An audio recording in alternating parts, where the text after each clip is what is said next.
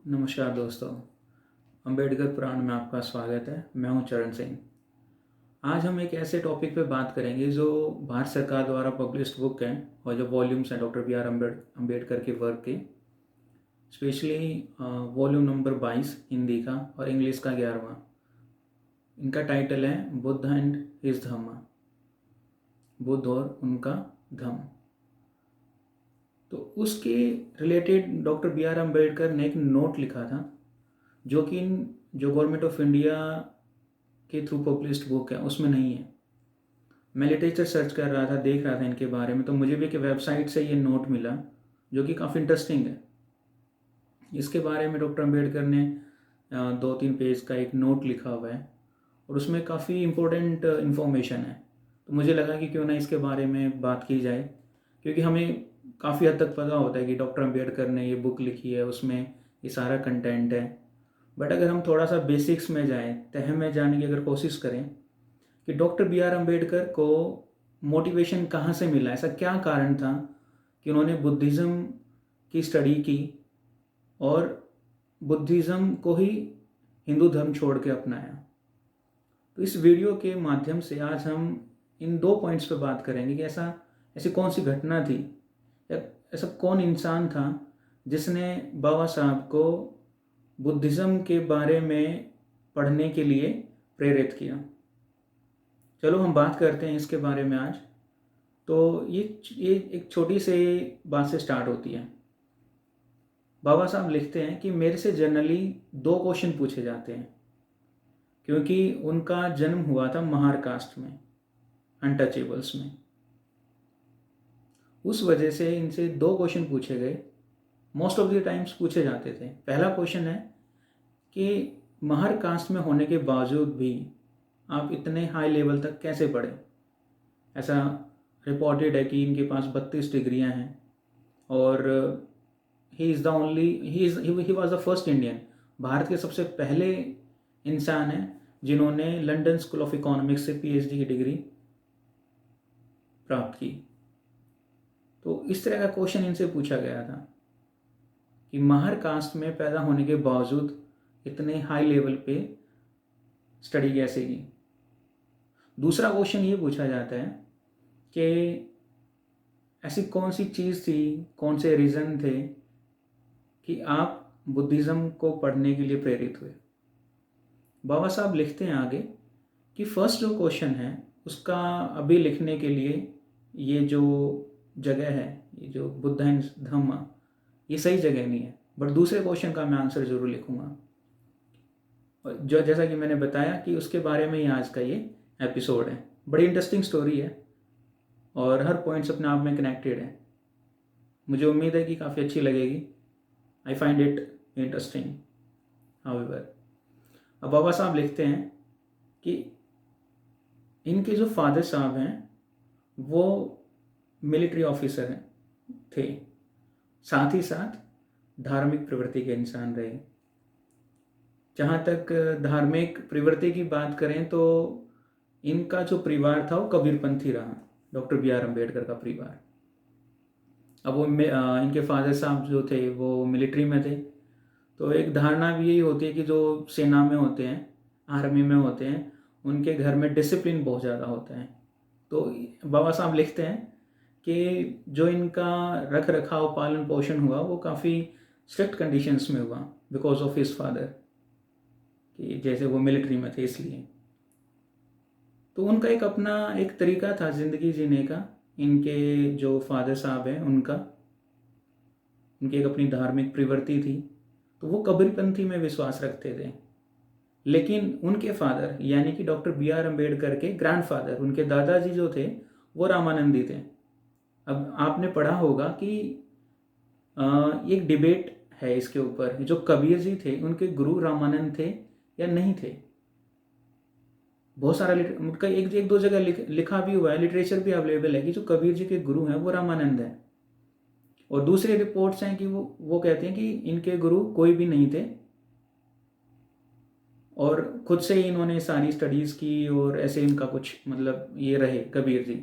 खैर ये अलग टॉपिक है, ये अलग ही सब्जेक्ट है, इस पर अलग से बहुत अच्छे से बात हो सकती है। बट ऐसा है, बाबा साहब लिखते हैं कि इनके जो ग्रैंडफादर थे वो रामानंदी थे, रामानंद को फॉलो करते थे, और इनके फादर साहब जो कबीर जी को फॉलो करते थे। तो क्या हुआ कि बाबा साहब लिखते हैं कि इस जो इनकी स्टार्टिंग की जो एज थी, अर्ली एज में कुछ कॉन्ट्राडिक्शंस मिले इनको, इनके फादर साहब की धार्मिक प्रवृत्ति में। अब वो कॉन्ट्राडिक्शंस क्या थे वो बताते हैं इसके बारे में, जैसा अभी हमने बात की। आगे बाबा साहब ये कहते हैं कि इनके फादर साहब क्या करते थे, मूर्ति पूजा में विश्वास नहीं रखते थे, and at the same time Ganesh puja, Maharashtra में जो गणेश पूजा होती है, गणेश उत्सव, आपको पता होगा किसने स्टार्ट की और क्यों की, अलग से फिर से बहुत बड़ा टॉपिक है इस पर बात करने के लिए। बट वो जो कॉन्ट्राडिक्शंस की बात करते हैं उनमें से एक ये चीज़ है कि एक जगह तो वो मूर्ति पूजा नहीं करते थे, दूसरा वो गणेश पूजा करते थे, महाराष्ट्र का बहुत बड़ा त्यौहार है। तो उनको एक कॉन्ट्राडिक्शन लगा, उन्होंने पूछा कि आप ऐसा क्यों करते हो, बट कोई जवाब नहीं मिला।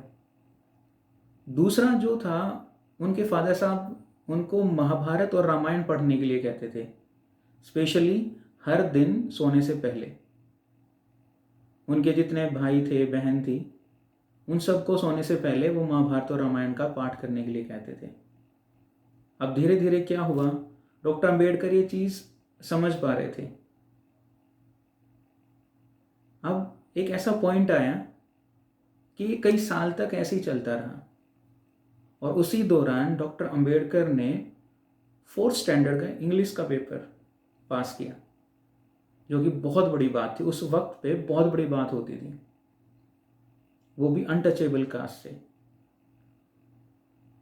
तो बहुत बड़ी बात थी। तो क्या हुआ, उनके जो आस पड़ोस के लोग थे, उनके जो भी चाहने वाले थे, उन्होंने सोचा कि इसको सेलिब्रेट करना चाहिए, एक फंक्शन हमें करना चाहिए कि डॉक्टर अंबेडकर ने 4th स्टैंडर्ड का इंग्लिश का एग्ज़ाम पास किया है। तो अब करें कैसे? सबसे बड़ी बात, उनके फादर साहब मिलिट्री ऑफिसर, तो बड़ी हिम्मत जुटा के उनके जो वेल विशर थे, उनके अड़ोस पड़ोस के और भी जो भी लोग थे, उन्होंने बड़ी हिम्मत जुटा के बात की इनके फादर साहब से। उन्होंने साफ साफ मना कर दिया। उन्होंने कहा कि एक एग्ज़ाम ही तो पास किया है, कौन सा बड़ा काम कर दिया। अब एक पॉइंट पे हम देखते हैं कि बात तो सही है, क्योंकि सिर्फ अनटचेबल्स कम्युनिटी की बात करें तो बहुत बड़ी बात थी, लेकिन जब दूसरी कम्युनिटीज़ के कंपैरिजन में बात करें तो कुछ भी नहीं था, क्योंकि वो बहुत आगे तक पढ़ाई करते थे। तो इसलिए उन्होंने मना कर दिया कि कोई पार्टी नहीं होगी, कोई फंक्शन नहीं होगा, इसको छोड़ दो। तो जितने भी उनके वेल विशर थे वो सारे वापस आ गए। उन्होंने बात की किससे, कोई एक ऐसा इंसान था कि वो उसके पास गए, उनको लगा कि अगर उनसे बात करेंगे तो कुछ बात बन सकती है। डॉक्टर अंबेडकर ये सब देख रहे थे। अब वो कौन है जिनके पास वो गए? उनका नाम है कैलुस्कर। डॉक्टर अंबेडकर इनको दादा कैलुस्कर कहते थे। ये अपने टाइम में पढ़े लिखे लोगों में आते थे, उस टाइम की बात है ये। तो इन्होंने डॉक्टर अंबेडकर के फादर से बात की कि हमें, ठीक है, बच्चे ने पढ़ाई की है, अच्छे एग्ज़ाम्स अच्छे नंबर से पास भी हुआ है, तो हमें सेलिब्रेट करना चाहिए, हमें खुशी मनानी चाहिए। तो दादा कैलुस्कर के कहने पर इनके फादर साहब ने हाँ कर दी। ये तो हुआ इनका एक छोटा सा फर्स्ट पार्ट सेलिब्रेशन का, वो हो गया। तो फंक्शन की हो गया, मतलब अभी स्टार्ट होने का है। तो अब जो फंक्शन किया गया तो इसको प्रिसाइड ओवर किया गया, यानी कि इसकी अध्यक्षता जो थी वो किसने की? दादा कैलुस्कर ने। जो कैलुस्कर हैं ये एक ब्राह्मण बट प्रोग्रेसिव माइंड के इंसान थे। इन्होंने इसकी अध्यक्षता की, इन्होंने अपना भाषण दिया, और फंक्शन जैसे ही ख़त्म हुआ, इन्होंने डॉक्टर अंबेडकर की प्रतिभा जो ये देख पा रहे थे, इनका जो सोच समझ थी, उसको देखा दादा केलुस्कर ने, और फंक्शन के एंड में एक बुक दी। वो बुक थी बुद्धा से रिलेटेड। ऐसा बाबा साहब लिखते हैं, उन्होंने इस जो बुक है ना बुद्धा एंड हिज धम्मा, उसके इंट्रोडक्शन में ये बात लिखी है। बाबा साहब लिखते हैं कि जो बुक इन्होंने यानी कि दादा केलुस्कर ने दी थी, ये बुक उन्होंने लिखी थी बड़ौदा जो श्याजी महाराज थे, उनकी कोई ओरिएंटल सीरीज थी। मैं पढ़ के बता देता हूँ, बड़ौदा सयाजीराव ओरिएंटल सीरीज। इस सीरीज के तहत दादा केलुस्कर ने बुक लिखी थी और ये डॉक्टर बी आर अम्बेडकर को एक गिफ्ट के तौर पे उस दिन दे दी। अब डॉक्टर अम्बेडकर के सामने दो तीन चीज़ें चल रही थी, जो कॉन्ट्राडिक्शन की हमने थोड़ी देर पहले बात की, कि उनके फादर साहब कबीरपंथी हैं, मूर्ति पूजा में विश्वास नहीं रखते, but at the same time Ganesh puja करते हैं, गणेश उत्सव मनाते हैं हर साल। हालांकि उन्होंने पूछा तो उनको बताया गया कि मैं तुम्हारी भलाई के लिए गणेश उत्सव मनाता हूँ। इसके कुछ सोशल रीजंस हैं एक्चुअली, अगर आप थोड़ा सा ध्यान से सोचेंगे तो। खैर आगे चलते हैं। इसका नेक्स्ट पार्ट आता है कि अब उन्होंने केलुस्कर ने बुक दी बाबा साहब को, तो बाबा साहब ने बड़े इंटरेस्ट से पढ़ी वो, और वो खुद लिखते कि उन्होंने बहुत जल्दी इस बुक को पढ़ के ख़त्म कर दिया। अब बाबा साहब के मन में कुछ क्वेश्चंस आते हैं, वो पूछते हैं अपने फादर साहब से। ये बुक पढ़ने के बाद बाबा साहब के मन में कुछ क्वेश्चंस आते हैं, और वो वही क्वेश्चन अपने फादर साहब से पूछते हैं। वही कहते हैं कि आपने मुझे जो ये बुक है या बुद्धा है उसके बारे में क्यों नहीं बताया। तो आगे से कोई जवाब आया ही नहीं। इनके फादर साहब ने कोई जवाब नहीं दिया। उन्होंने फिर से पूछा, फिर से कोई जवाब नहीं आया। अब कुछ टाइम बाद क्या हुआ, उनसे रहा नहीं गया, हम बाबा साहब से रहा नहीं गया। उन्होंने फिर से हिम्मत जुटा के क्वेश्चन पूछ लिया, क्योंकि आपको भी पता है कि बाबा साहब जो हैं अपने बहन भाइयों में 14वें नंबर पे थे, 14वें नंबर पे। और जब ये इनकी उम्र बहुत कम थी जब इनकी माता जी का देहांत हो गया था, तो इस वजह से इनके पास थोड़ी सी ना फ्रीडम थी। ऐसे एक होता है जैसे घर में छोटा बच्चा है तो उसका लाड़ प्यार ज़्यादा होता है, कुछ ऐसा ही यहाँ पे लिखा गया है कि सबसे मतलब ये छोटे थे तो इनके पास थोड़ी सी फ्रीडम थी अपने फादर से बात करने की। तो इन्होंने फिर से वो क्वेश्चन पूछा कि आपने बुद्धिज़्म के बारे में या इस बुक के बारे में क्यों नहीं बताया। आपने तो हमेशा रामायण और महाभारत की बात की कि ये पढ़ो सोने से पहले। तो अब ये बहुत इंपॉर्टेंट चीज़ है। आप देखो, एक फादर साहब की जो सोच है उसमें चाहे कोई भी, चाहे मैं भी हूँ या कोई आप हैं या कोई तीसरा इंसान है, कहीं ना कहीं उनकी बात में दम था। इनके फादर साहब की मैं बात कर रहा हूँ। तो इन्होंने क्या जवाब दिया, बाबा साहब लिखते हैं कि मेरे कई बार पूछने पे मेरे फादर ने मुझे ये जवाब दिया कि जो रामायण और महाभारत है उसमें आप देखो कि एक द्रोण है, एक कर्ण है और एक वाल्मीकि है। बाबा साहब के फादर जो हैं इन तीन लोगों का नाम लेते हैं। वो क्यों लेते हैं? क्योंकि उनके फादर साहब कहते हैं कि इनको देखो, इन तीन लोगों को देखो, ये क्या थे, बहुत छोटे लोग थे लेकिन कहाँ तक पहुँचे। द्रोण, कर्ण और वाल्मीकि, बहुत छोटे लोग होते हुए इन्होंने कितना अचीव किया है। इसलिए मैं तुम्हें कहता था कि तुम महाभारत और रामायण पढ़ो। दूसरा जवाब वो देते हैं कि सिंस क्योंकि हम जो हैं अनटचेबल कास्ट में आते हैं, महर कास्ट से हम हैं, तो ऐसा ना हो कि तुम्हारे अंदर एक हीन भावना पैदा हो जाए। तुम ये ना सोचने लगो कि हम निम्न वर्ग के लोग हैं या निम्न वर्ग की जाति से संबंध रखते हैं। इसलिए मैं तुम्हें हमेशा ये कहता था कि रामायण महाभारत पढ़ो, और ये जब ये करैक्टर्स है तुम्हारे सामने आएंगे तो तुम्हारे अंदर हीन भावना नहीं आएगी, तुम्हें भी लगेगा कि मैं भी कुछ कर सकता हूँ। खैर ये सब इसमें लिखा हुआ है, इसमें मेरा एक भी शब्द नहीं है, इस बुक में लिखा हुआ है। मतलब इस इंट्रोडक्शन में लिखा हुआ है जो बाबा साहब ने खुद लिखा है। आगे बात होती है, ये तो हुआ उनके फादर साहब का एक पक्ष, बट इसके बाद में डॉक्टर अम्बेडकर भी अपना पॉइंट रखते हैं। ठीक है, आपने हमें कहा महाभारत रामायण पढ़ने का, वो एक्सेप्ट करते हैं कि कहीं ना कहीं अब इनके फादर साहब की बात में दम है या दम था, एक फादर के तौर पर अगर हम देखें। तो आगे बाबा साहब कहते हैं कि ठीक है, आपने जो सोचा ठीक है, लेकिन बाबा साहब अपना तर्क रखते हैं। वो कहते हैं कि मुझे कोई संतुष्टि नहीं मिली रामायण और महाभारत से, और वो क्यों नहीं मिली उसका भी कारण बताते हैं, यहाँ लिखते हैं। वो लिखते हैं कि भीष्म और द्रोण और ना कृष्ण, इसमें एक और है जो अभी तक मैंने 3 के नाम लिए थे, अभी चौथा है कृष्ण। वाल्मीकि का हमने नाम लिया था थोड़ी देर पहले।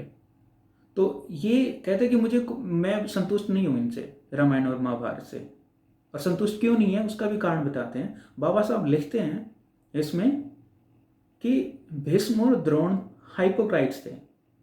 हाइपोक्राइट्स का मतलब आपको पता है, डोंट टेक इट अदरवाइज, मैं सिर्फ बता रहा हूँ हिंदी में कि कपटी हैं, ऐसा बाबा साहब लिखते हैं। और कपटी क्यों हैं? बाबा साहब कहते हैं कि वो कहते कुछ और करते कुछ है। दूसरी बात, जहां तक कृष्ण की बात है, जो महाभारत का एक मतलब कैरेक्टर है, उनके बारे में बाबा साहब कहते हैं कि उनका विश्वास फ्रॉड करने में होता था। इंग्लिश में वो लिखते हैं कृष्णा बिलीव्ड इन फ्रॉड। आगे कहते हैं his life is nothing but A series of frauds. His life is nothing but A series of fraud. ठीक है, उम्मीद आप समझ गए होंगे, मुझे हिंदी में भी बताने की जरूरत नहीं है। अब बाबा साहब यहां नहीं रुकते, आगे एक तर्क और रखते हैं। इनके फादर साहब ने तो 3 के बारे में बात की थी, द्रोणा, कर्ण और वाल्मीकि के बारे में। यहाँ पे 5-6 लोगों की बात करते हैं। अब आगे बाबा साहब कहते हैं कि मैं राम से भी संतुष्ट नहीं हूं। अब तक तो वो सिर्फ इन 3 लोगों की बात कर रहे थे, अभी उन्होंने कहा कि मैं राम से भी संतुष्ट नहीं हूं। क्यों नहीं है उसका भी एक कारण बताते हैं, अपना तर्क रखते हैं। और वो कौन से कारण है कि उनका कंडक्ट, उनका व्यवहार जो है वो देखो आप, कौन कौन सी परिस्थितियों में। इसमें बाबा साहब एग्जाम्पल लेते हैं शूर्पणखा का। आपको याद होगा कि उसकी नाक काट दी गई थी। दूसरा एग्जाम्पल लेते हैं बाली से जब युद्ध हुआ था, सुग्रीव और बाली का, किस तरह राम ने छुप के उसको मारा था, एक उसका एग्जाम्पल लेते हैं। और तीसरा बताते हैं सीता के साथ जो इनका व्यवहार रहा। ये 3 कारण एक्सप्लेन करते हैं बाबा साहब अपने फादर साहब को। तो कुल मिला के बाबा साहब का कंक्लूजन ये है कि मैं संतुष्ट नहीं हूँ रामायण और महाभारत से। बस मेरा इतना सा एक क्वेश्चन था आपसे कि आपने मुझे बुद्धिज्म के बारे में क्यों नहीं बताया। अब इतनी बात होने पे बाबा साहब ये भी समझ रहे थे कि इतना मैंने बोल दिया है मेरे फादर साहब को, ऐसा ना हो कि यहाँ पे अब रिवोल्ट हो जाए। जैसा हमने थोड़ी देर पहले बात की थी कि मिलिट्री ऑफिसर थे, और इन जनरल होता भी है जो मिलिट्री फैमिली में कि थोड़ा सा एटमॉस्फेयर टाइट रहता है, डिसिप्लिन रहता है, नॉट टाइट बट डिसिप्लिन। तो अब बात यहाँ तक पहुँच गई थी कि कुछ ना कुछ रिवोल्ट हो जाता है। तो उनके फादर साहब ने भी कुछ नहीं कहा और इन्होंने भी आगे बात नहीं बढ़ाई। इतना सारी ये बात हुई। खैर आगे बढ़ते हैं। अब बाबा साहब एक बात और लिखते हैं, शायद आपने वह भी सोचा हो, या इस वीडियो के बाद आप जरूर सोचेंगे, और आपको अच्छे लगे तो आप जरूर शेयर करना इसको आगे। बाबा साहब लिखते हैं कि ये सारे रीजन थे रामायण और महाभारत के और उनके कैरेक्टर्स को लेके कि मेरा जो मन था, या मैं खुद बुद्धा की तरफ प्रेरित हुआ, क्योंकि ऑलरेडी वो बुक पढ़ चुके थे, और ये वही बुक थी जो कैलिस्कर ने उनको दी थी। आगे बाबा साहब लिखते हैं कि सिर्फ ऐसा नहीं है कि मुझे कुछ पता नहीं था और बस मैंने ऐसे ही बुद्धिज़्म को पढ़ना स्टार्ट कर दिया। बाबा साहब आगे लिखते हैं कि आज से 35 साल पहले, यानी कि ये जो लेटर इन्होंने लिखा है या इंट्रोडक्शन जो लिखा है, ये 6 अप्रैल 1900, इसकी डेट है जो लेटर की 6 अप्रैल 1956 की है। एक बार फिर से मैं कंफर्म कर देता हूँ क्योंकि बहुत इंपॉर्टेंट इन्फॉर्मेशन है और उसमें गलती नहीं होनी चाहिए। यस, ये जो लेटर इन्होंने लिखा था ये 6 अप्रैल 1956 को लिखा था। यानी कि कुल मिला के वो कहते हैं कि 35 साल तक मैंने स्टडी की बुद्धिज्म के बारे में। हालांकि इन्होंने घोषणा, आपको भी पता है, 14 अक्टूबर को इन्होंने हिंदू धर्म छोड़ के बौद्ध धर्म अपनाया था। उस और 1936 में इन्होंने ये घोषणा की थी कि हिंदू धर्म छोड़ देंगे, और 1936 से लेकर 1956 तक 20 साल होते हैं, और उन 20 सालों में इन्होंने 4 धर्मों की स्टडी की। खैर वो इस पर मेरी अलग से वीडियो भी बनी है बट मैं अपलोड नहीं कर सका। खैर उन्होंने 35 साल तक अगर हम देखें तो बौद्ध धर्म की स्टडी की थी। आगे बढ़ते हैं, 1-2 छोटे छोटे पॉइंट और हैं बस, इसके बाद हम नेक्स्ट वीडियो में मिलेंगे। तो वो कहते हैं कि ऐसा ही नहीं था कि मैं बुद्धिज़्म को पढ़ने लगा और मेरा इंटरेस्ट उसमें जनरेट हुआ। 35 साल उनको लगे थे बुद्धिज़्म पढ़ने और समझने में। अब आखिरी बात ये आती है कि बुद्धा एंड हिज धम्मा, बुद्ध और उनका धम्म, ये किताब क्यों लिखी? देखते हैं इसके बारे में बाबा साहब क्या कहते हैं। इसके पीछे एक पॉइंट है कि 1951 में 1951 में Mahabodhi society journal of Calcutta, इनके एडिटर ने बाबा साहब को कांटेक्ट किया। महाबोधि सोसाइटी जर्नल, ये मंथली मैगजीन थी शायद, if I am not wrong. तो उसमें आर्टिकल पब्लिश करवाने के लिए इनके एडिटर ने बाबा साहब से कांटेक्ट किया। ये लिखते हैं कि एक आर्टिकल लिखना था इन्होंने वैसाख नंबर पे। वैसाख वैसे एक महीना होता है, हिंदू कैलेंडर में महीना है ये वैसाख का। वैसाख भी क्या देते हैं, अप्रैल और मई का जो टाइम है वो वैसाख का महीना होता है, आपको पता ही होगा। तो इस आर्टिकल में बाबा साहब ने 2-3 बातें लिखी थी कि इन्होंने आर्ग्यू किया था, अगर आज के टाइम में, मॉडर्न टाइम में, कोई भी एक इंसान अगर साइंटिफिक इन नेचर है, अगर वो साइंस जानता है, तो उसके लिए सबसे अच्छा धर्म कौन सा होगा? इस बात पर उन्होंने आर्ग्यू किया, और आर्ग्यू करके वो अपना पॉइंट भी रखते हैं कि जो भी इंसान तर्क में विश्वास रखता है, साइंटिफिक टेम्परामेंट का है, उसके लिए जो सबसे बेस्ट धर्म है वो है बौद्ध धर्म, ऐसा बाबा साहब लिखते हैं। दूसरा वो ये भी पॉइंट आउट करते हैं कि अगर वर्ल्ड को कोई बचा सकता है, कोई धर्म बचा सकता है पूरे वर्ल्ड को, तो सिर्फ और सिर्फ बौद्ध धर्म है, जो अहिंसा की बात करते हैं, अहिंसा के प्रिंसिपल्स पे है। बाबा साहब एक दूसरा पॉइंट लिखते हैं अपने जो उन्होंने आर्टिकल पब्लिश किया था, और के साथ में इसका एक कारण भी बताते हैं कि जो बुद्धिज़्म है वो धीरे धीरे क्यों ग्रो हो रहा है। क्योंकि आपको पता ही होगा 1950s में जो था उन्होंने बौद्ध धर्म अपनाया था, तो उसका एक कारण ही बताते हैं कि इनके ग्रोथ के बारे में, कि स्लो एडवांस क्यों है, एडवांसमेंट में मतलब ये धीरे धीरे क्यों हुआ है। वो बताते हैं कि जो बुद्धिज़्म है इसका लिटरेचर इतना ज़्यादा है कि बाकी अगर हम धर्म का लिटरेचर देखते हैं ना, वो इजीली अंडरस्टैंडेबल है, वो समझा जा सकता है थोड़ा बहुत। जैसे बाइबल है, बाइबल लिखते हैं यहाँ पे, ठीक है, वो समझी जा सकती है। लेकिन बुद्धिज़्म का जो लिटरेचर है वो इतना ज़्यादा है कि एक आम इंसान की समझ से परे है। अब जब तक हम पढ़ेंगे नहीं तो समझेंगे क्या, और जब तक समझेंगे नहीं तो अपनाएंगे क्या। खैर ये मेरे अपने वर्ड्स हैं, आप इससे सहमत और असहमत हो सकते हैं। तो इस आर्टिकल के लिखने के बाद और इन्होंने जो अपने पॉइंट्स रखे, इसके बाद बाबा साहब के पास बहुत सारे लेटर्स आए, बहुत सारी कॉल्स आई। वैसे किसी ने पर्सनली आके बाबा साहब से कांटेक्ट किया, तो उसके बाद बाबा साहब ने ये डिसीज़न लिया कि एक आम इंसान की समझ के लिए जितना भी बुद्धिज़्म का लिटरेचर है उसको एक आसान भाषा में वो लिखेंगे। इसलिए उन्होंने इस बुक को लिखा, बुद्ध एंड हिज धम्मा। एक दो शब्द ऊपर नीचे हो सकते हैं मेरे, लेकिन भाव यही है कि उन्होंने ये बुद्ध एंड हिज धम्मा क्यों लिखा। खैर, आखिरी पॉइंट ये बता के बाबा साहब लिखते हैं कि मैं इस बुक की ओरिजिनलिटी पे कोई कमेंट नहीं कर सकता।